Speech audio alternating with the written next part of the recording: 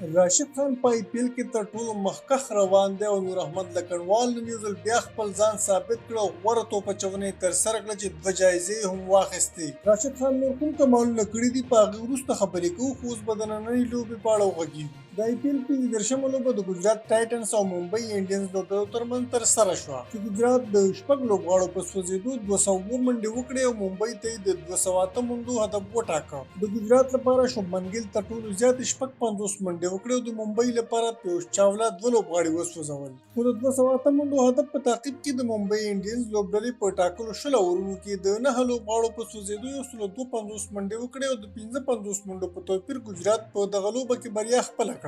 افغان لوبغاړو یو ځل بیا زبردسته لوبه وکړه. نور احمد لکنوال نن 3 لوبغاړي وسوځول. هغه په 4 اورونو کې 32 منډې ورکړې او 3 مهمې وکټې ترلاسه کړې. راشد خان بیا په 4 اورونو کې 20 منډې ورکړې او 2 لوبغاړي وسوځول. همداراز موحد شرما هم د 38 منډو په بدل کې 2 وکټې واخیستې. د لوبې د غوره لوبغاړي جایزه بینو منوهر ترلاسه کړه چې په 23 توپونو یې 42 منډې کړې وې. نور احمد لکنوال په نننۍ لوبه کې د خپلې غوره توپ اچونې له امله 2 جایزې ترلاسه کړې. هغه لومړۍ جایزه د ګیم چینجر اف د میچ او دویمه جایزه د موسټ ویلیبل پلیر واخیسته. راشد خان په روان آی پی ایل لیګ کې تر ټولو زیاتې وکټې اخیستې دي او پرپل کیپ هم له نوموړي سره دی. هغه په 7 لوبو کې 14 لوبغاړي سوځولي دي. هغه د روان کال تر ټولو غوره توپ اچوونکی دی. همداراز راشد خان یوازینی توپ اچوونکی دی چې په روان 2023 کال کې په 16 ورځو لوبو کې د وکټو 50 هم پوره کړه. هغه په روان 2023 کال کې تر اوسه پورې په 16 ورځو لوبو کې 50 وکټې اخیستې دي. نور احمد لکنوال چې په آی پی ایل کې تر اوسه پورې 3 لوبې ترسره کړې دي چې 6 وکټې اخیستې دي. هغه په لومړۍ لوبه کې 1، په دویمه لوبه کې 2 او په درېیمه لوبه کې 3 وکټې واخیستې.